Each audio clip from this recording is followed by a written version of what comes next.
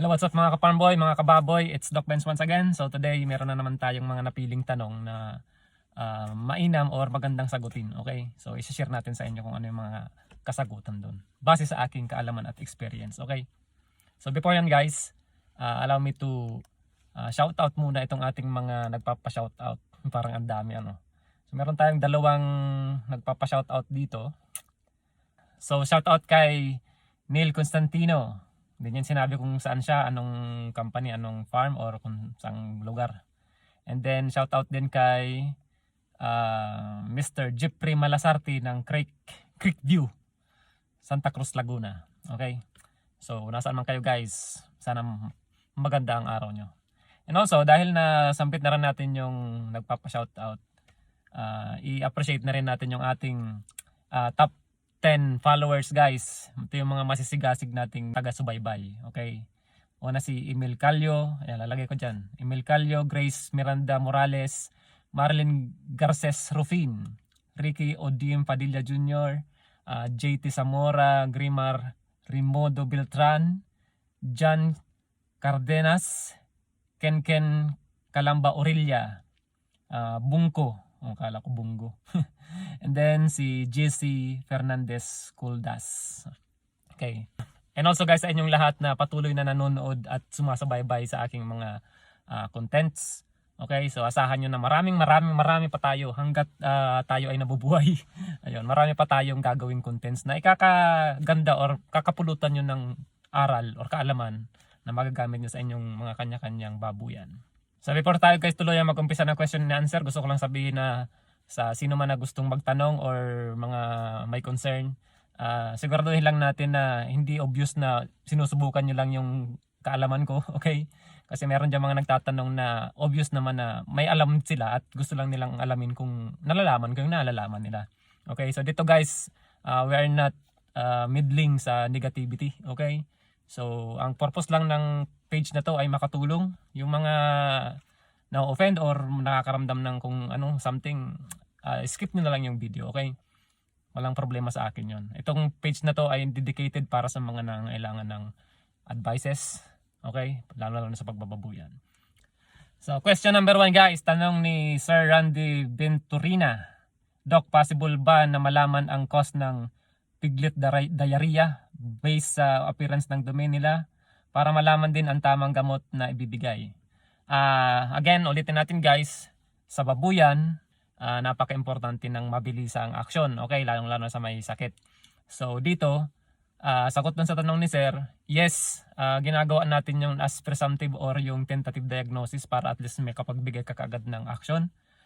So, nagdidepende tayo sa appearance ng dumi, kung nagtatay siya, kung ano man sakit, ano yung obvious or yung tinatawag nating pathognomonic sign ng mga sakit.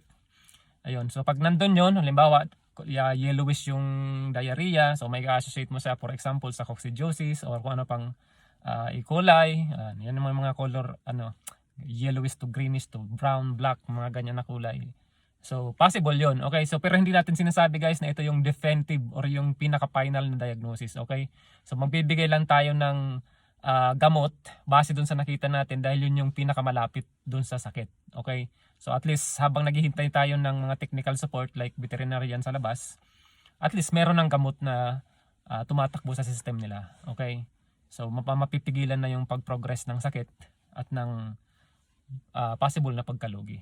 Okay, so that's the question and answer for that. Next, tanong ni Madam Roxanne Paraiso. Doc, tanong lang po, anong gamit sa pagtatae yung mabilis sana? Tapos ilang buwan po talaga ang tamang pagbebenta ng fatteners? So, dalawang tanong kagad si Madam Okay, so sa tanong niya na ano yung mabilis na gamot sa pagtatae, walang gamot guys na magbibigay ng napakabilis na response, okay? Nagdidepende yan, ang action ng isang gamot ay nagdidepende sa bilis mong mag-diagnose or magbigay ng gamot, okay? So halimbawa nakitaan mo kaagad siya ng napakaliit na simptomas or signs ng sakit, alam mo na kaagad na yun ay para dun sa sakit na yun, yung sign na yun, binigyan mo na kaagad. Wala pang 1 day, 2 days, may possibility na mapuksa mo na kaagad yung sakit. Pero kung hindi ka ganon kagaling mag-detect ng sakit, Hindi mo napapansin na yung baboy mo pala nagbabago na yung behavior nila. Unti-unti nang humihinang kumain. Ayan. Pagka nawala na ng gana, late stage na yun, lagi, tulad ng lagi yung sinasabi, nasa late part ka na. So, napakahaba. Kahit anong napakalakas na gamot ang gamitin mo, basta tatagal ang paggaling niya. Kasi guys, sa baboy pag nagtatae, isang araw na pagtatae, ang effect niyan, ilang araw na recovery. Kasi nga, dahil nga doon sa explanation natin na ini-slap off niya yung microvilli, yung absorbative capacity ng intestine. So, nawawala yon. So, pag gagamutin mo siya, gagaling siya, pero yung pag-recover ng mga microvilli na yon, matagal. Okay? So, it takes few days bago makabalik siya sa dati niyang katawan at makahabol. Okay, doon naman sa next na tanong niya na anong buwan magandang magbenta ng pattern? Ano talagang buwan ang pagbenta ng fatteners? Kuwang kasi yan eh. It depends sa management, okay? Depende sa feeds. Maraming depending salita. Meron kasing nagbebenta 5 months pa lang, 6 months, 7 months. Okay, so nandun yun sa range na yun guys, 5 months to 7, let's say 7. Nandun yung range na yun. Ang hinahabol kasi dyan, sa timbang yan eh, okay? At 5 months, na-attain mo na yung prime weight na pangbenta, pwede mo nang ibenta. Bakit ka pa maghihintay ng 6 months kung ando na yung timbang, di ba? Unless meron kang target na mini-maintain na kailangan maabot yung tagal na yon, okay? So, yun. Walang exact target na kung kailan ka magbebenta. Ang hahabulin mo yung weight, okay? Ito naman tanong ni Jane Carla Opis Regis. Ang dami ng... Okay, Doc, ask ko lang po, ano dapat ang tamang timbang ng baboy na gagawin inahin? Sa 7 months po, ilan na po dapat timbang? Salamat po. Okay? So yung guys, yung puberty age or stage ng isang baboy, nag-i-start yan by 5 months. So at 6 months, pag na-attain nyo na yung timbang na at least 130 kg pataas, pwede mo na siyang i-start i-breed. Okay? So on the average kasi, tumatama yan 7 months, 8 months. Parang dyan nangyayari karamihan. Okay? So kung yung farm mo ay medyo detailed na sa bagay na 6 months, 7 months, nasa management kasi yan guys kung paano mo i-attain yung timbang na yan, 130, mostly 136, mga ganyan na timbang. Nasa management yan, depende sa pagkain, maraming depende, okay? So nasa sa inyo yan kung paano nyo diskartehan na like 5 months pa lang, nakuha mo na yung 136, di ba? Pero medyo may imposible yan.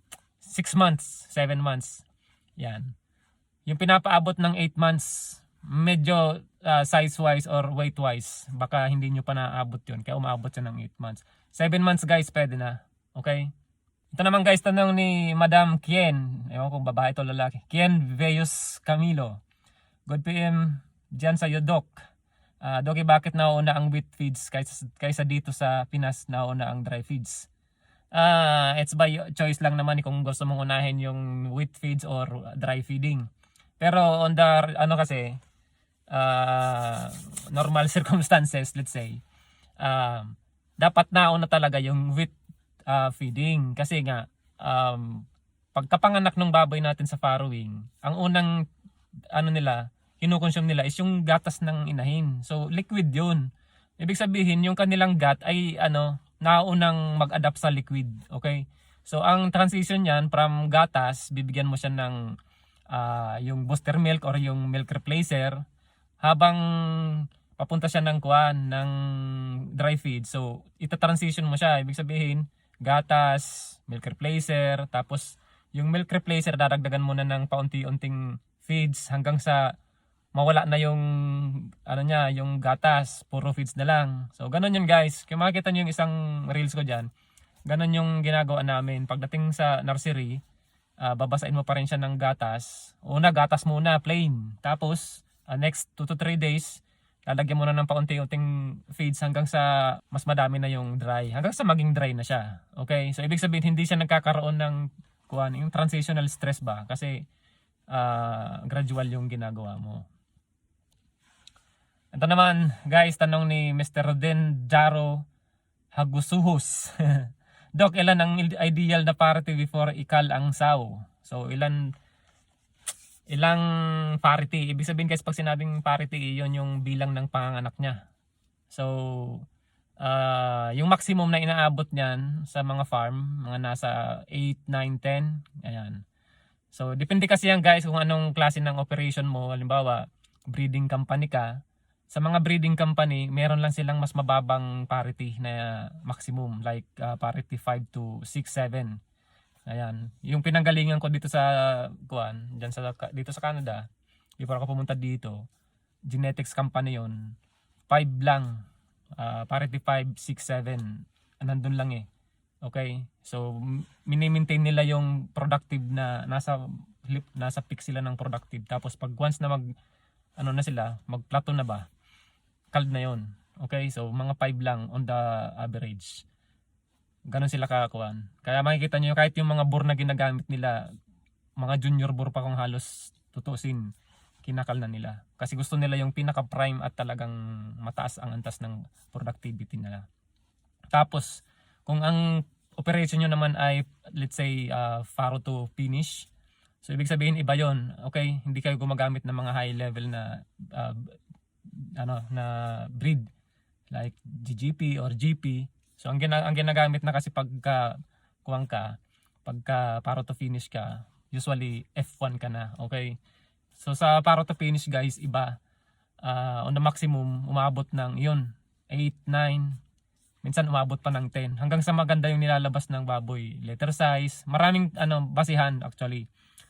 Ayun, kapag na-meet niya na yung mga hindi kaaya-ayang resulta sa mga key performance indicator, halimbawa, yung winning to service interval niya masyado nang mahaba, yung tinatawag na non-productive days. Pagka winning niya dapat 7 days, mabibreed na siya.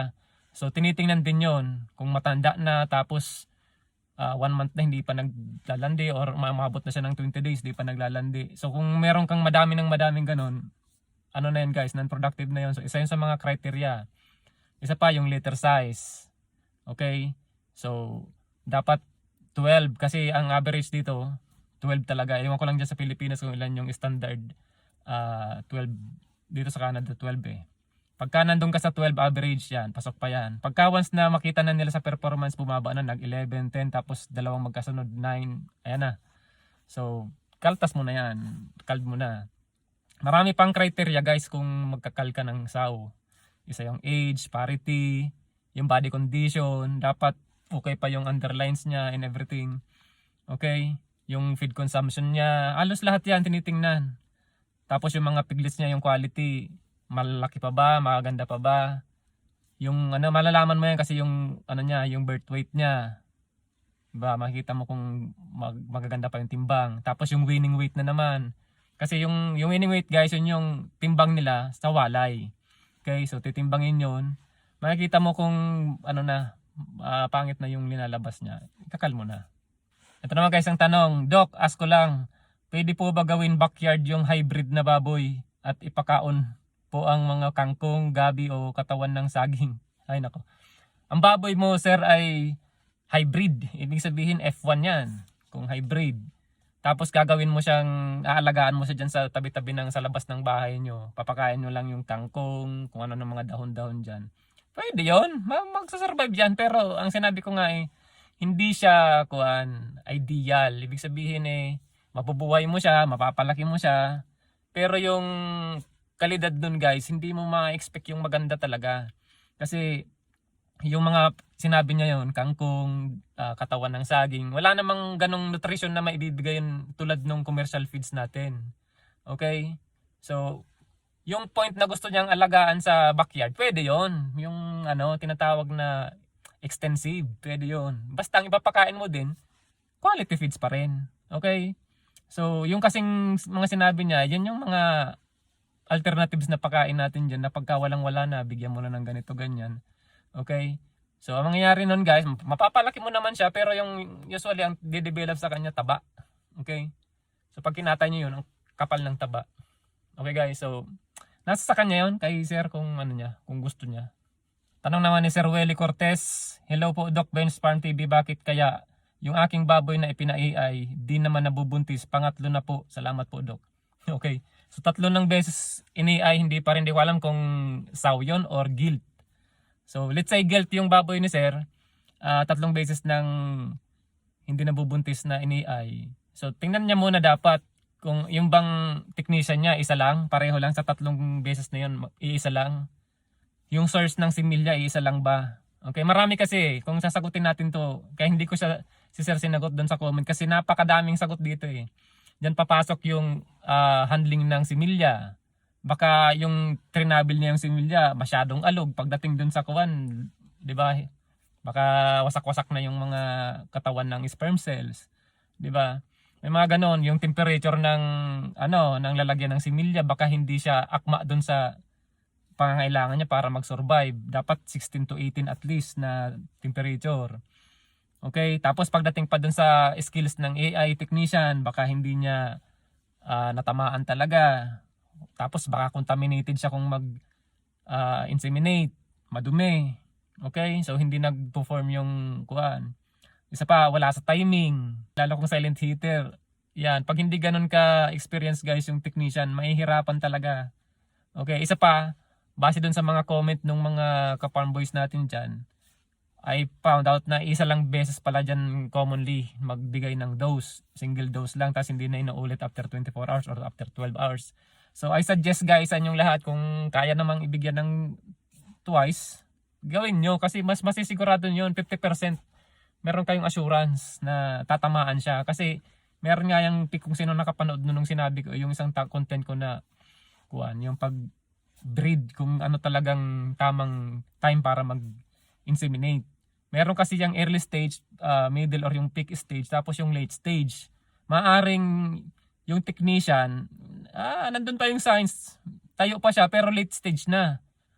Yung late stage guys, bumababa na yung defense mechanism ng katawan ng baboy kapag in-hit sila. So ibig sabihin, nagiging kabaliktaran yun ng early tapos middle, yung standing hit nila. Ang kaibahan kasi noon, yung defense mechanism ng katawan, ang taas niya, kaya nga 'di ba, yung temperature ng baboy sa sa standing hit ay napakataas, parang may lagnat sila. Isa 'yon sa mga defense mechanism ng katawan ng baboy para labanan yung possible infection or contamination. Ngayon, kung si technician nagbigay siya sa late stage, ano nang mangyayari? Kasi wala na, pababa na yung defense mechanism ng immunity ng baboy. Mas prone na siya ngayon sa contamination. O kung nag-inseminate siya ng late, that's the problem. So may posibilidad na mag-contaminate siya doon and then ma-infect niya sa loob. Magde-discharge siya ngayon. Kaya makikita nyo after 2 to 3 days, 4 days, sa loob ng 21 days, mayroong mga discharge na nakikita. Yan na yan. Ibig sabihin late or contaminated yung insemination. So isang pwedeng gawin doon, I would suggest na una, dahil 3 beses na nga, hindi proven hindi proven yung technician, magpalit si sir ng technician.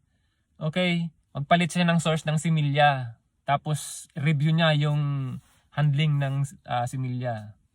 Okay? Tapos baka pag nagpalit siya ng technician, baka magkaroon ng changes. Okay? Magkaroon ng something positive. Ito naman guys, comment ni Sir Raimundo Bantilan. Medyo kakaiba tong concern niya. Ang husay at galing ng Pinoy hindi kayang tawaran. Masakit lang ibang bansa ang nanginginabang. May point naman si sir. Tama yan. Sa akin naman kasi, kung ako ang tatanungin, I'm different from among of them. Okay guys, iba ako sa kanila. Alam niyo yan, kasi ang plano ko talaga, matuto dito sa Canada and then after the right time, uwi ng Pilipinas. So, ito yung sasabihin natin guys sa lahat ng mga OFW, na lalo yung mga taga-subaybay natin dyan. Kung may balak kayong umuwi din sa Pilipinas, kailangan nyo guys aralin yan kung ano yung pinupukusan yung trabaho dyan sa anumang bansa. Magpakadalubhasa kayo dyan, alamin nyo yung lahat ng kailangan nyo matutunan, tapos dalhin natin dun sa Pilipinas. Okay? Hindi lahat ng OFW may balak mag-isi. Ako tulad sa akin. Hindi lahat may balak magpurgod dito sa Canada. Okay? Uuwi tayo ng Pilipinas, tutulungan natin ang Pilipinas. Doon tayo magpupurgod at magpapatanda. Okay? Magkita-kita tayong lahat dyan. Kaya kay sir, huwag kang mag-alala sir. Hindi ako katulad sa kanila. Okay? Lahat ng kinikita ko dito, ang ginagastos ko dito para sa aking normal na konsumo lang, pagkain, yung lang, kailangan ko lang. And then, yung aking investment nasa Pilipinas. Okay? So, hindi natin masasabi na tinutulungan ko lang ang Canada na mag-umunlad. Okay? ang lahat ng effort at pagod ko nasa Pilipinas ang output. Okay guys? So, ayun, sana mapagaan natin yung pakiramdam sir kasi medyo masyadong down, okay? So, may point naman sa doon kasi marami talaga, lalo yung mga pupunta dito sa Canada guys or dito sa America, North America. Pag nakatungtong ng OFW dito sa lugar na to, wala nang balikan yan, okay? So, sabihin natin sa 100% na OFW pumunta dito, merong certain percentage na hindi katulad ganun and isama nyo ko doon. Hindi ako ganong klaseng since day one ko dito sa Canada, I never plan to mag-apply ng PR and citizenship. Dito guys sa Canada, mag-stay ka ngayon, lalo ngayon sa rules ng Canada. 2 to 3 years, permanent resident ka na. Tapos pwede ka na mag-apply ng citizenship. Dumating ako ng Canada 2016. Never ako nag-start or nag-try na mag-apply ng permanent residency. Okay? Kasi para sa akin, sana wag naman masaktan kung sino yung mga Canadian or mga kababayan natin na nakapalaw sa akin. Para sa akin kasi yung permanent residency is a trap. Okay? Pagka naging PR ka na, capable ka na mag-avail ng kung ano-anong mga high level na lifestyle dito sa Canada. So, that's the point. Kapag kumuha ka na ng isa sa mga bagay na yon, ayan, ipapako mo na ang paa mo dito sa Canada. And na-realize ko yun guys, during my first year pa lang dito sa Canada. So, alam ko na kapag naging PR ako, naging citizen, dito na, pupunta. Kunin mo yung pamilya mo dito. Sigurado na yan, dito ka na talaga. Kahit pag-aano mo ka hinahangad na bumalik ng Pilipinas, ang gagawin mo na lang dito sa Canada, pag-ipunan yung pamasahe mo, pang bakasyon mo sa Pilipinas. And that is not applicable sa part ko. Kasi since day one, wala talaga. Napunta lang ako dito guys sa Canada kasi pagka sumasama ang loob ko sa mga boss ko nun sa trabaho, inasikaso ko yung application ko dito sa Canada. Okay? Wala talaga sa plano ko mag-abroad.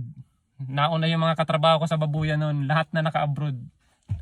Ayun, nakikita ko lang sa sarili ko na anong ginagawa ko dito. Kaya ayan, trinay kong pumunta. Napakapunta naman. Pero then, ganun talaga.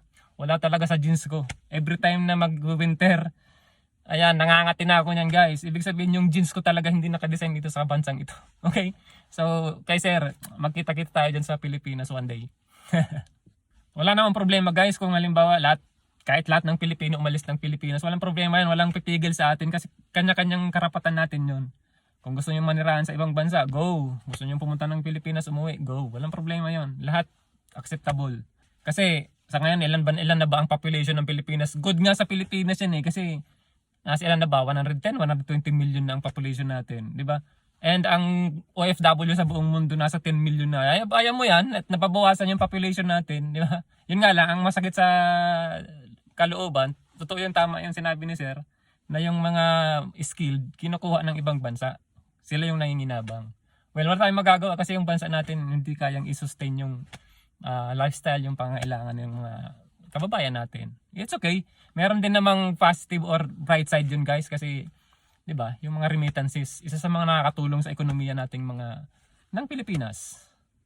So ayan guys, masyadong napahaba yung litanya ko dun sa part na kasi trigger talaga ako pagdating sa immigration something iba talaga pagka masyadong mataas yung patriotism mo sa bansa mo ba.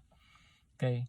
So ito, tanong ni Sir Janjan Kanumay. Hello po Doc, salamat sa idea mo. Ask lang po ako kung ano kaibahan sa paglaki ng baboy sa wheat and dry feeding. Wala. Wala sir, walang pagkakaiba. Sinagot ko na to si sir sa comment, okay? Walang pagkakaiba. Ang kaibahan lang pag nag-wheat feeding ka, mas pagod ka. Okay, kasi siyempre imbes na lalagyan mo na yung feeds doon sa kakainan nila, ihaluin mo pa, lalagyan mo pa ng konting effort. Kung kadami mong baboy na inaalagaan, halu-aluin mo pa yon. Okay, babasain mo pa. Ginagawa lang yung wheat feeding guys sa transition nga. Yung base doon sa sinabi ko kanina. Okay, wala naman siyang significant na difference. Ayun, ang kaibahan pa nun, meron sa mga observation na kapag ka masyadong wheat feeding, kasi ang iba sa atin ginagawa, ina-adulterate yung pagkain para lang masatisfy yung baboy. Let's say 1 kilo yung pagkain. Tapos ang intended na pagkain sa isang araw 1.5 every meal. Bibigyan niya ng 1 kilo tapos i-adulterate niya ng tubig. Di masasatisfy ngayon yung baboy, hindi siya masyadong mag-iingay. Kumpara doon sa i-dry feeds mo siya na pag kinain niya yun, hihingian ka pa sigurado, mag-iingay pa yung baboy. Ayun. So yun lang yung kaibahan doon. Tapos nga, yung sinasabi natin na observation ng marami, na kapag more on wheat feed yung sa fattening yung sinasabi natin dito fattening for ano na good for benta na. Yung difference ng karne masyadong matubig guys. Yung dripping loss pagka nagkaroon ng ganon mas bababa yung timbang mo kasi tubig lang pala. Okay, so ang malulugi dyan yung mga buyer kasi mabigat yung karne dahil nga sa yung ano pa hindi pa siya nakaka-drift kasi ihang pa nila yan guys pagkatapos katayin ihang nila para mag-drift. So pag natanggal na yung tubig yung fluid sa katawan niya mababawasan yung timbang. Okay, kumpara dun sa mga sulit na dry feeding talaga. Mas solid yung muscle, manipis yung taba, ayan. Okay, isa pa doon guys, explain natin to ng konting scientific yung medyo may lines ng veterinarian. Okay. Kasi pagka kumain ka ng solid foods, ang responsible diyan yung mga digestive enzymes, okay? So mas maganda, less yung kaya nga yung mga nutritionist sa tao guys ay nire-recommend nila na kapag ka kumain ka dapat mag-alat ka pa ng at least 3 hours bago ka uminom ng tubig kasi mabibigyan mo ng tamang digestion yung pagkain kasi yung mga enzymes mo diyan magpa-function sila ng tama. Okay, kung lalagyan mo ng madaming tubig di paano yung volume ng enzymes mo dahil sa sobrang dami na nung i-neutralize niya. Edi hindi siya magkakaroon ng proper digestion. Ayun. So, yun ang kaibahan guys. Kaya mayroong advantage yung pagpapakain ng dry compare sa wheat feeding. Sa nutritional digestion guys yun ang So kung tatanungin ni sir, ang solid na sagot, dry talagang pinakamaganda. Okay? Huwag ka na magpagod sa pag-wheat feed, ganun din lang naman.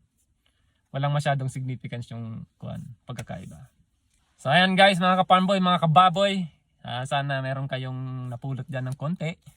At abangan nyo yung susunod na kabanata. Marami pa tayong kasunod na mga litanya. Charot. Okay, marami pa tayong topic guys na i-discuss. Marami nag-a-arise. Bawat content natin, merong mga tanong na lumalabas na nakakalkal ko yung ito kailangan bigyan ng emphasis. Kailangan i-discuss kasi nga karamihan nai-encounter yung mga ganong problema na hindi nabibigyan ng maayos na aksyon. Okay? So hanggang sa muli guys, magkita-kita ulit tayo. Bye-bye!